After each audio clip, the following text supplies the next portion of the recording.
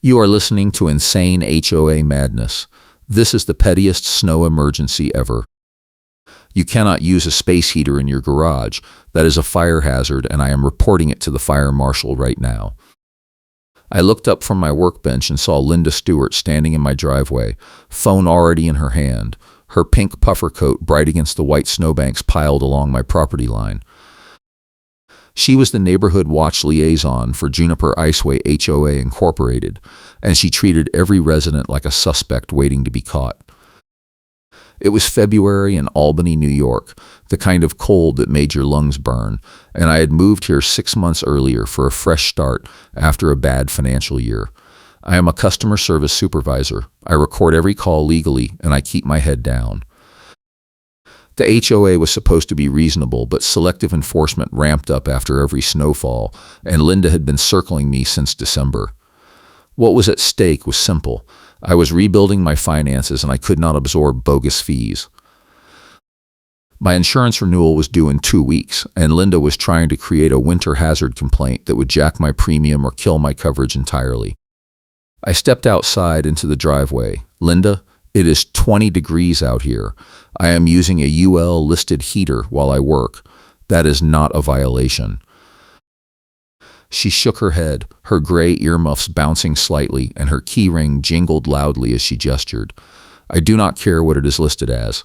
You are creating a fire risk in a shared community, and you will pay the fee, then you will pay the fee about the fee.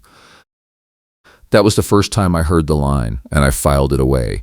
I did not argue, because I already had something in my pocket she did not know about.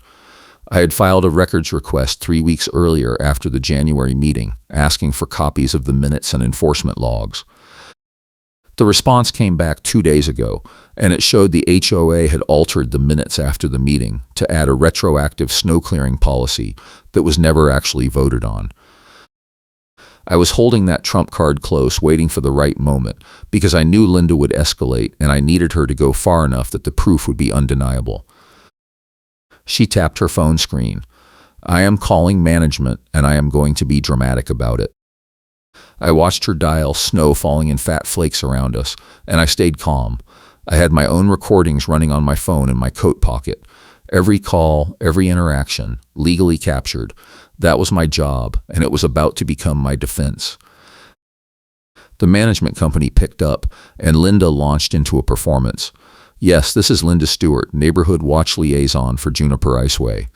I am standing in front of a residence with an active fire code violation. The homeowner has a space heater running in an uninsulated garage, and he is refusing to comply. I did not refuse anything, I said quietly. I just told you it is a legal appliance. She held up one finger to shush me and kept talking into the phone. He is argumentative, and he is creating a safety hazard during active snow conditions. I need an emergency compliance inspection, and I want a violation notice issued today. I heard the manager on the other end ask a question, and Linda cut them off. I do not care if it is after hours. This is an emergency. Send the notice. She hung up and turned back to me, smug. You have 72 hours to remove the heater and provide photographic proof, or you will be fined $200. I nodded slowly. Linda, what is the specific code section? She blinked. Excuse me? Which section of the fire code or the covenant says I cannot use a portable heater in my own garage? She waved her hand dismissively. It is common sense. The board does not need to spell out every single hazard. I pulled out my phone and opened my notes app. So there is no written rule. There does not need to be, she snapped. The board has the authority to address safety concerns as they arise. That is in the bylaws. I made a note and looked back at her. Okay, I will wait for the written notice. She stepped closer, and I could smell the faint scent of her floral perfume mixed with cold air. You think you are clever, but you are not. I have been doing this for 4 years, and I know how to handle people like you. People like me, I repeated. People who move in and think the rules do not apply. She turned and walked back toward the sidewalk, her boots crunching in the snow. You will get your notice, and then you will get a hearing, and then you will pay. I went back inside and closed the garage door. The heater hummed quietly on the workbench, warming the small workspace where I was repairing a broken lamp. I sat down and opened my laptop, pulling up the records request response. The altered minutes were crystal clear. The board had met on January 15th. The original draft, time-stamped and saved by the management company, showed a discussion about snow removal but no vote. The final version, uploaded 4 days later, included a new clause requiring residents to clear sidewalks within 6 hours of snowfall and to maintain a minimum 42-inch clearance. That clause was never proposed, never discussed, and never voted on. Linda had pushed the management company to add it after the fact, and now she was using it as a weapon. I saved a copy to my phone in my cloud drive. Then I called my attorney, a solo practitioner in downtown Albany who specialized in property disputes. He picked up on the second ring. "Hey, it is me. I need to talk about an HOA situation." He sighed. What did they do this time? I walked him through the space heater threat, the altered minutes, and Linda's history of complaint farming. He listened without interrupting, and when I finished, he was quiet for a moment. "You have the time-stamped proof?" "Yes, both versions with metadata." "That is fraud. If they altered official meeting minutes to create a rule that was never approved, that is a breach of fiduciary duty and possibly a statutory violation. You need to file a formal records complaint with the state and attach the proof. Do it before the hearing so the board cannot bury it." I nodded, even though he could not see me. "What about the fire code angle?"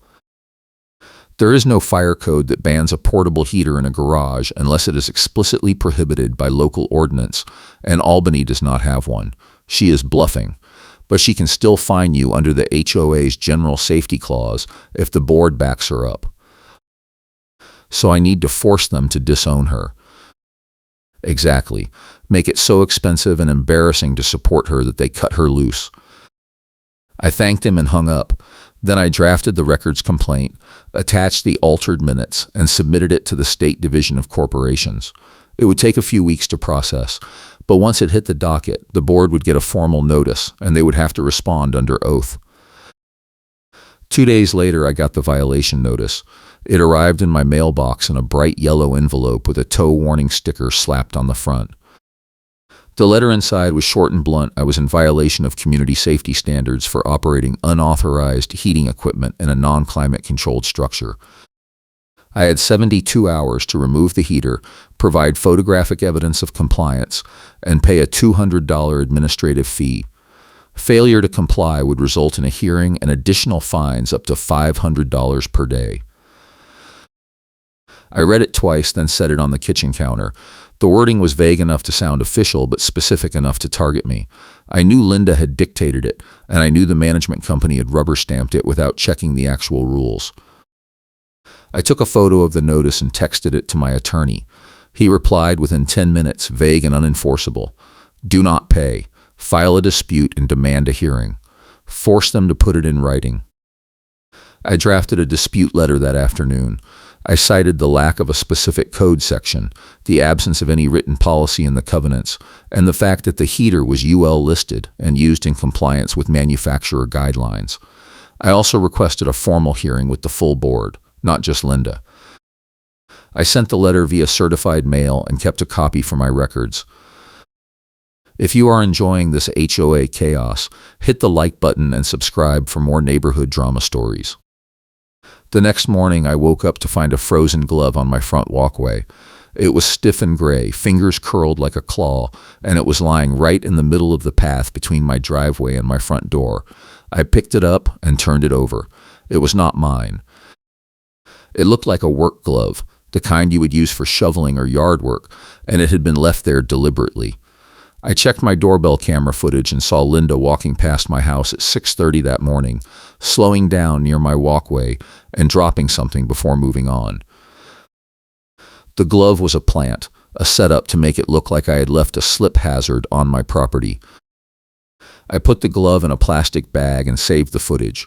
Then I shoveled the walkway again, even though I had already cleared it the night before. Fresh snow had fallen overnight, about 2 inches, and I made sure every inch of the path was clean. I measured it with a tape measure just to be safe. 44 inches wide, perfectly clear, no ice patches. I took photos from multiple angles and timestamped them. At 10 in the morning, Linda showed up with a ruler. I was in my living room when I heard boots stomping on my front porch, and I looked out the window to see her standing on my walkway with a metal ruler in one hand and her phone in the other. She was measuring the width of the cleared path, holding the ruler at an angle like she was documenting a crime scene. I grabbed my phone and opened the camera app, then stepped outside. "Linda, what are you doing?" She did not look up. "I am verifying compliance with the snow clearing policy." I walked down the steps and stood a few feet away. "I cleared this path twice already. It is over 40 inches wide." She crouched down and placed the ruler flat on the pavement, then took a photo. "It is only 41 inches here, and you missed a spot near the edge." I looked where she was pointing. There was a faint dusting of snow along the very edge of the walkway, barely a quarter-inch thick, where the wind had blown some powder after I finished shoveling. It was not ice, it was not a hazard, it was nothing. "Linda, that is wind drift." I cleared the path completely. She stood up and brushed snow off her knees. "The policy says a minimum of 42 inches, and you are non-compliant. I am adding this to your file." I held up my phone. "I am recording this, and I have photos from 20 minutes ago showing full compliance. You are measuring a path that I already cleared, and you are inventing a problem." She smiled, cold and sharp. "I am documenting a violation. If you have an issue, you can bring it up at the hearing." "What hearing?"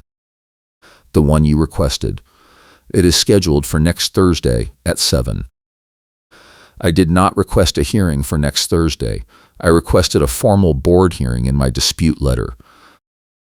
She waved her hand. "Same thing. The compliance committee will review your case, and I will be presenting the evidence." "You are on the compliance committee?" "I chair it," she said, "so I will see you Thursday. Bring your photos if you think they will help." She turned and walked away, her ruler swinging at her side, and I stood there in the cold watching her go. I knew the compliance committee was just Linda and 2 other board members who rubber-stamped whatever she wanted, and I knew the hearing would be a setup.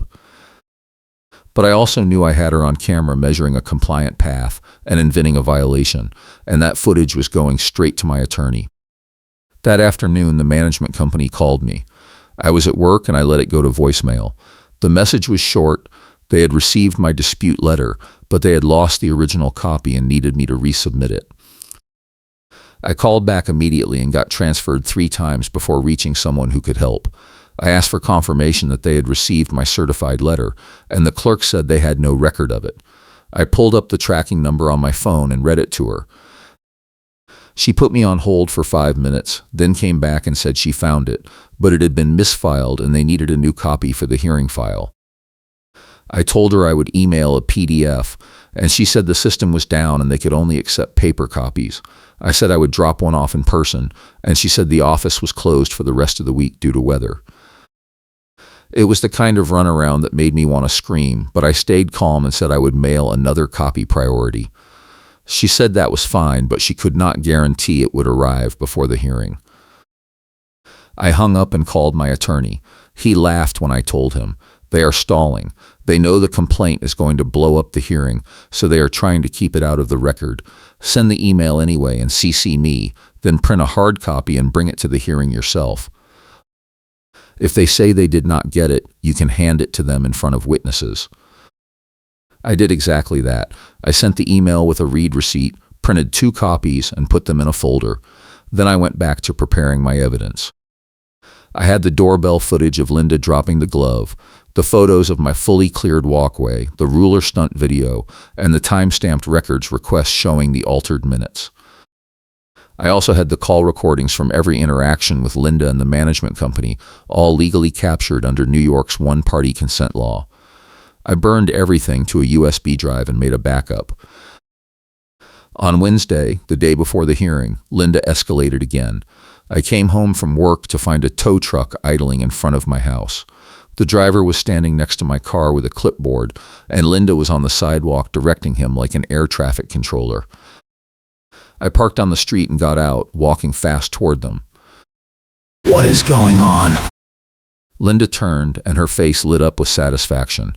"Your vehicle is parked in violation of the emergency snow route policy. It needs to be moved immediately or it will be towed." I looked at my car. It was parked in my own driveway, 6 feet back from the sidewalk, exactly where it had been every day since I moved in. There was no snow blocking the street, no emergency declared, and no signs posted. "Linda, my car is in my driveway. That is not a violation." She pointed to a spot on the curb where a faint line of snow had been pushed up by the plow. "Your rear bumper is within 3 feet of the snow berm, which obstructs emergency vehicle access." "That is not a rule," I said. She pulled out a printed page and waved it. It was added to the emergency snow policy last month. All vehicles must maintain a minimum 5-foot clearance from plowed snow during active winter conditions. I looked at the tow truck driver. He shrugged. "I just go where they tell me. If you want to dispute it, you need to talk to her." I turned back to Linda. "Show me the policy." She held the page out, but when I reached for it, she pulled it back. "You can request a copy from the management office." I took out my phone and started recording. "Linda, you just told this driver to tow my car based on a policy you will not show me. That is not legal." The driver looked uncomfortable. "Ma'am, if there is a dispute, I cannot hook the vehicle. I need clear authorization." Linda's face flushed. "I am the neighborhood watch liaison, and I am authorizing this tow under HOA enforcement policy." "Do you have written authorization from the board?" the driver asked. She hesitated, and I saw the moment she realized she had overstepped. "I have the authority to enforce violations." The driver shook his head. "I need something in writing. A signed work order or a board resolution. Otherwise, I am not touching it." Linda glared at him, then at me. "Fine. I will get the paperwork and we will be back tomorrow." The driver got back in his truck and drove off, and Linda stood there in the street, her key ring jingling as she clenched her fists. "You are going to regret this," she said. "I am going to the hearing tomorrow," I replied. "We can talk about it there." She turned and walked away, and I went inside and immediately called my attorney. I told him about the tow attempt, and he was silent for a long moment. "She just tried to authorize a tow without board approval?" "Yes." "That is theft of services and possibly criminal impersonation of authority. You need to file a police report tonight and get the tow company to confirm they were called by her, not the management company." I hung up and called the tow company. The dispatcher confirmed that Linda had called in the tow request herself using her personal phone and had identified herself as HOA enforcement. They had no work order on file, no payment authorization, and no board contact. I asked for a copy of the dispatch log, and they emailed it to me within the hour. Then I went to the police station and filed a report. The officer took my statement, reviewed the doorbell footage and the tow dispatch log, and said they would follow up after the hearing. Thursday night, I walked into the HOA hearing with a folder full of evidence and a calm homeowner by my side. His name was Peter, and he had been at the January meeting where the snow policy was supposedly voted on. He brought a printed copy of the original covenants and a notebook where he had written down everything that was actually discussed. Peter was the kind of guy who read the fine print and showed up prepared, and I was grateful he was willing to help. The hearing was held in the community center meeting room, a beige box with fluorescent lights and a long folding table at the front. Linda sat in the middle with 2 other board members, a man in his 50s who looked bored, and a woman in her 40s who kept checking her phone. There were about a dozen residents in the audience, some of them clearly there to watch the show.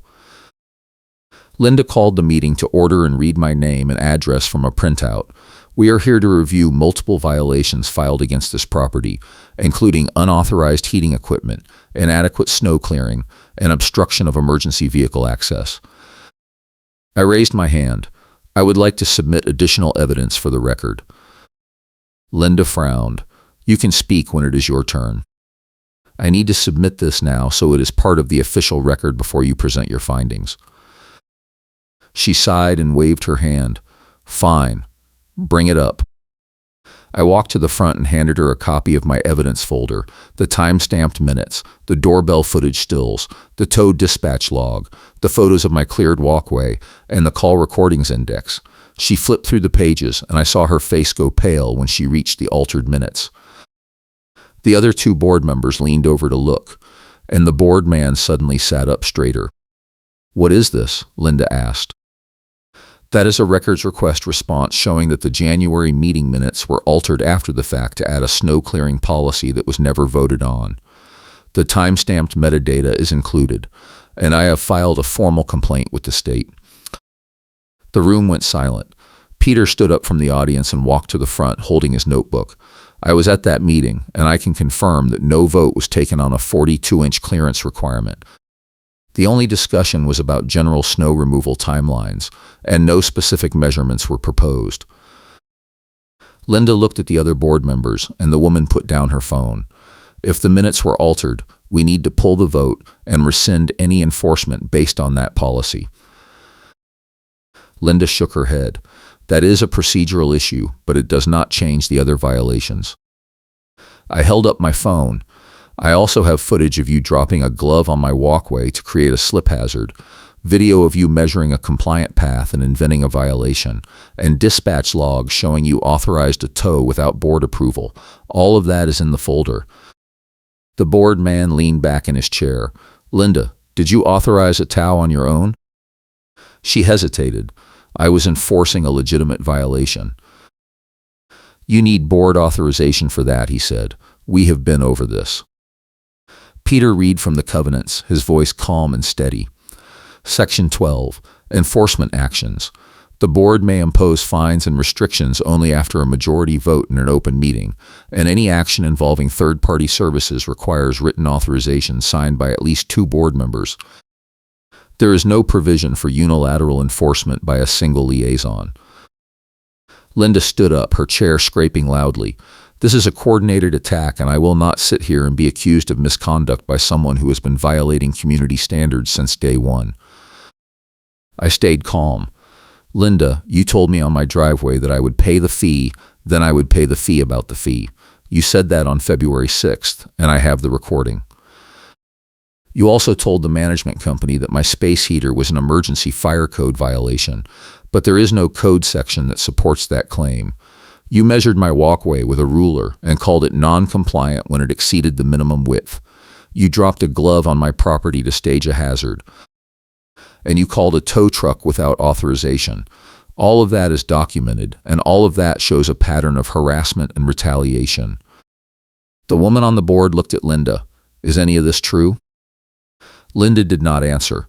She grabbed her coat and walked out of the room, the door slamming behind her. The 2 remaining board members looked at each other, and the man cleared his throat. "We are going to need to recess and consult with the management company and our attorney. This meeting is adjourned." I walked out into the hallway and found Linda standing near the exit, her arms crossed. Peter followed me, and we stopped a few feet away. "You think you won," Linda said, "but this is not over." I pulled out the printed storm photo packet I had been holding in my coat pocket. It was a collection of time-stamped photos showing every snowfall from December through February, with my fully cleared walkways visible in each one. I held it out between us. "This is what compliance looks like," I said. "Every storm, every clearing, every measurement. You targeted me because you thought I would not fight back, but you were wrong. And now the board knows you altered the minutes, falsified violations, and committed theft of services. So yes, I think I won." She stared at the packet, and I saw her jaw tighten. Then she turned and walked out into the parking lot. I watched her go, snow falling around her, and I felt the weight lift. 2 weeks later, I got a call from the management company. They had completed their internal review, and they were issuing a formal settlement. All fines and fees related to the space heater, snow clearing, and tow attempt were rescinded and refunded.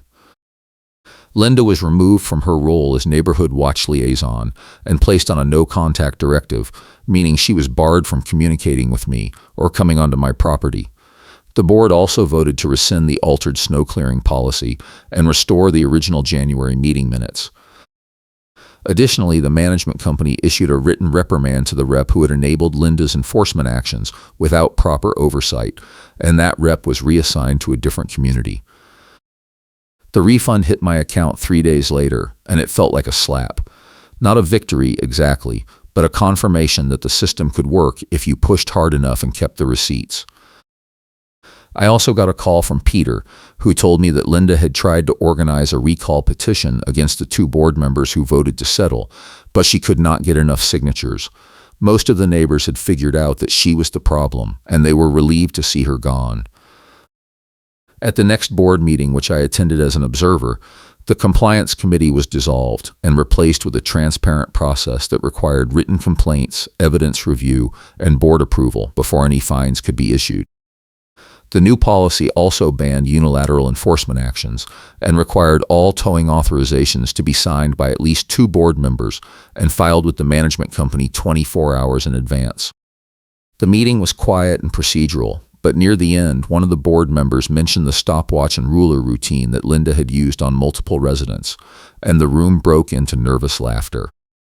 Someone in the audience said she used to time people shoveling from her car, and someone else said she had a binder full of photos of mailboxes that were half an inch too close to the curb. The board member shook his head and said the new policy would prevent that kind of behavior, and the room applauded. A month later, I was outside clearing snow after a March storm when I saw the bright tow warning sticker stuck to a pole near the mailboxes. It was faded and peeling, a leftover from Linda's enforcement days, and I pulled it off and tossed it in the trash. The sidewalk was clear, the salt pile was still there near my house, and the frozen glove was long gone. I finished shoveling and went inside, and I made a cup of coffee and sat down at my kitchen table. The space heater was still in my garage, humming quietly, and my insurance renewal had gone through without a hitch.